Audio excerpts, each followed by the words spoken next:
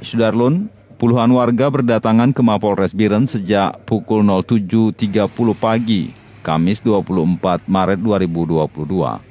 Kehadiran mereka untuk menerima bantuan tunai pedagang kaki lima, warung, dan nelayan atau BTP KLWN yang diserahkan Kapolres Biren bersama unsur Forkopimda secara simbolis di Aula Mapolres Biren.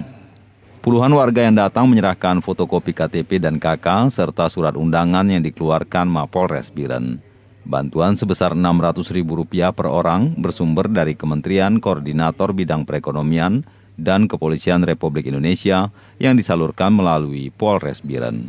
Kegiatan ini dihadiri Asisten 1 Setdaka Biren, Kejari Biren, dan Dim 011 Biren, Kadis Sosial, Kadis Ketahanan Pangan dan Perikanan, Kadis Perdagangan, Perindustrian, Koperasi dan UKM, serta Kadis Pencatatan Sipil dan Kependudukan Biren.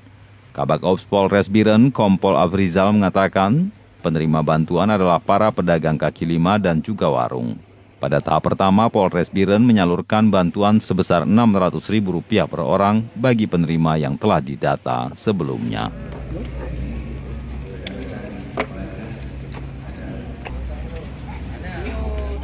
Dari Biren, Yusmandin Idris, Rambion TV.